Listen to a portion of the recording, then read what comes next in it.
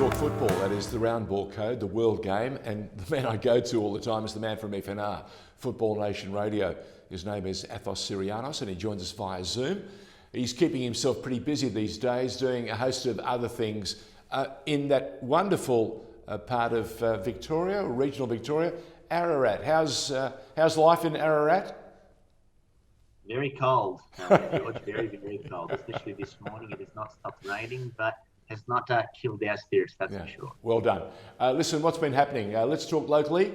I noticed there's been some terrific news, some more money for the Matildas locally, which is terrific stuff. We've even seen young Lisa Vanna find herself another club. She's fired up. She wants to see more camps like the one that has currently been announced, and she wants more of the young Matildas being given opportunities so that we can build a side that can challenge the world in a couple of years' time. Sounds good, doesn't it?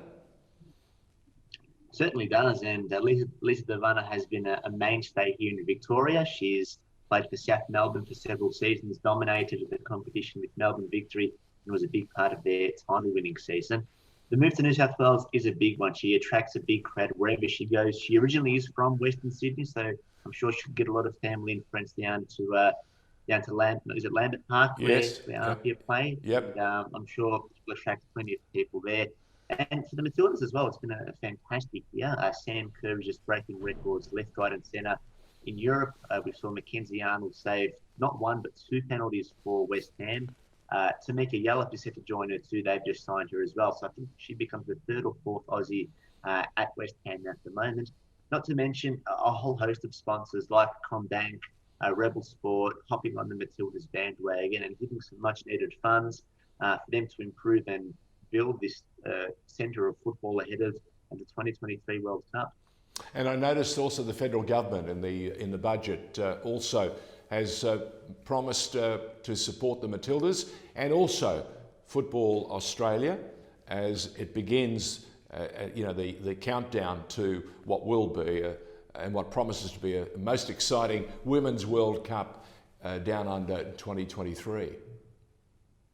Certainly. Well, we've spoken to plenty of people, including Chris Niku from the FFA, and the one word that is prevalent across all those people is legacy. They do not want to leave anything behind. They want to set the framework for the next 10, 15 years, and hopefully by, I think it's 2027, have that 50-50 break between boys and girls playing football, which is well achievable given how much investment is going into the women's side of the game. So fingers crossed that we can have a marvellous World Cup. We're very good at hosting events here in Australia. Just look at the Commonwealth Games in 2006, the Asian Games most recently, and hopefully it puts us in good stead for hosting future tournaments as well. And don't forget, we've also done Olympics. We had the 56 Olympics, the Sydney Olympics was magnificent.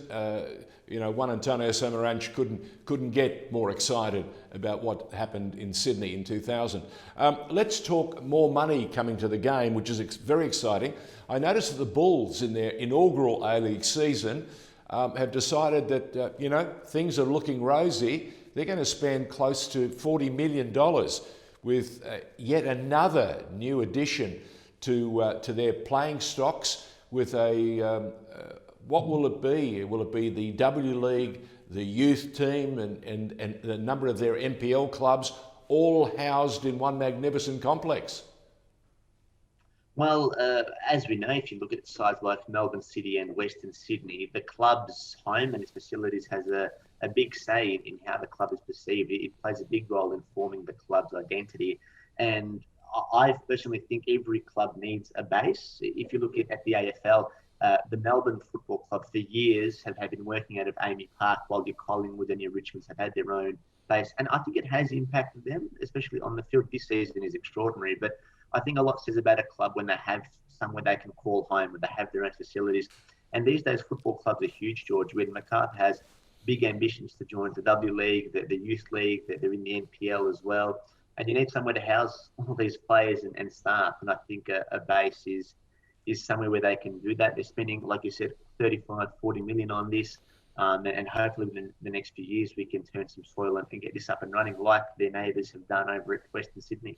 Look, we should also add that Melbourne City are spending 43 million at new facilities in southeast Melbourne. They're moving their complex, which was magnificent, at Bundoora. They spent about $20 million there. This is another 43 million. You know, the game is getting a base, and to all those naysayers and knockers who've been saying it's all short-lived, no. These clubs, these newer clubs are coming in and they're putting a stake in the ground and they're really making a difference, aren't they?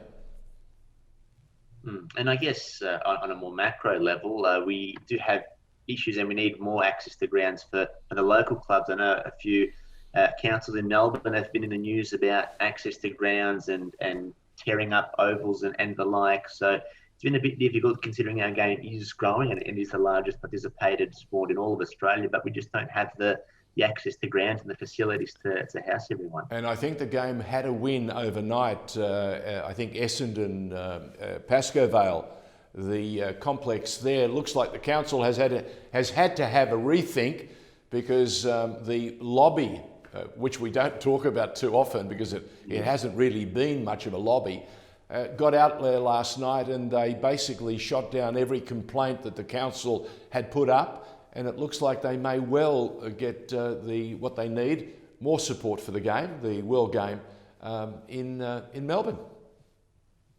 Absolutely, and we saw similar issues arise around the Footscray Park area when Melbourne Victory wanted to build its facility there, and they did receive a lot of backlash. That one didn't get up, but I mean, as we know, the last thing we want is clubs turning people and families away because they don't have the facilities. So we're hoping that we can work cooperatively with councils moving forward and we can get more access to grounds. Listen, this is the really choosy or the pointy end of the A-League season, and I notice the games are getting closer all of a sudden, a few draws here and there. Perth Glory broke a bit of the space with a good win over Western United at home last night. They needed that because they were struggling. What have you made of some of the results over the last week? Well, I think Western United is the big story, certainly. They looked okay for a few weeks, and then they were battered by Western Sydney and then battered again by Perth Glory. The game was over before half-time. Bruno had a day out, and great to see young Chris Ikonomidis score a fantastic goal there as well.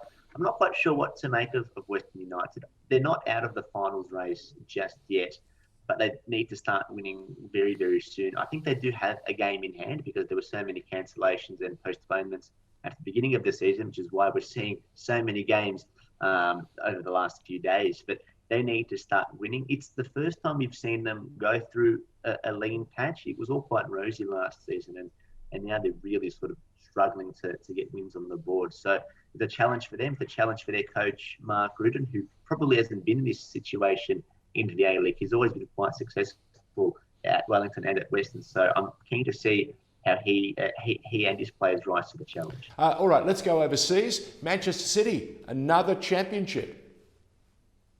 Yes, well, they sealed their fifth Premier League title a week later than initially anticipated because Chelsea did defeat them the week before in one of two matches between those two sides to come, given they are facing off for the Champions League trophy too.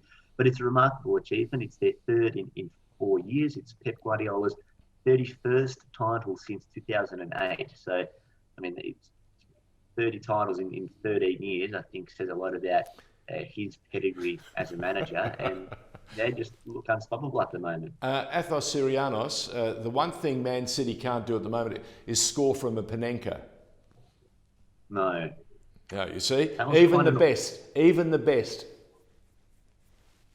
And even at such a pivotal time in the match too, it was 0-0, and then it came to bite them on the bum in the end. But they only had to wait another week to clinch another Premier League trophy. Look, we saw some protests against Manchester United. Many of their fans not very happy about the Super League, and they wanted to make sure that their owners were well and truly aware of that fact. But more importantly, I want to know what's happening in the La Liga. Barcelona, we thought a couple of weeks ago, had gathered themselves and Koeman's side would take the title, but they've slipped again. They have slipped again. They can still win it remarkably. Atleti and Real Madrid are all very, very tight. But Barcelona just keep tripping up in the big games. And this is not just in La Liga, but in the Champions League too. If you look at their performances against the so-called big clubs like a Real or Atleti, Paris Saint-Germain, they haven't won too many of these games. So I'm not sure whether it's the mentality heading into these games, whether there's too much reliance on Messi, but they slipped up against Levante of all teams during the week. They were 2-0 up. They led 3-2 as well. And then they took off a host of their gun players, guys like Griezmann, Pedri. They all came off and Levante equalised in the end. And there's nothing Barcelona can do. And that might just be the nail in the coffin. Yes, they've had a terrible season by their standards. It's been so tumultuous given the change in presidency and the mass protests that club has been involved in. But you would have thought a title at the end of the day may have at least given them something to cheer about. But that looks unlikely at the moment. And just before we wrap it up, Juventus, one of the sides that can almost do no wrong, has suddenly, I suppose, had 2 or 3 missteps in the last 2 weeks. Yeah, well, we knew that they couldn't win the title. Inter has wrapped that up with a few games to go. But Juventus might be missing out on Champions League football full stop. Now, we know they've won the last 9 leagues in Italy, and you would have thought, right, okay, one off here wouldn't do too much damage. But for Juventus to miss the Champions League is cataclysmic. It's horrible. I can't remember the last time they missed the Champions League. And they need the money. They were, and they need the money. They need the money, like Barcelona. It's uncertain whether Ronaldo and it's uncertain whether Ronaldo and Dybala will stay as well. So they'll look to respond as quickly as they can. But their campaign isn't over just yet. They still have a few games to go, so they might still clinch 4th. It remains to be seen. All right. There you go for the latest update on what's been happening around the world and in the A-League in this country. The man who's been on top of things is the man from FNR, Football Nation Radio. His name is Athos Sirianos. Athos, until we catch up next week, all the very best. Thanks.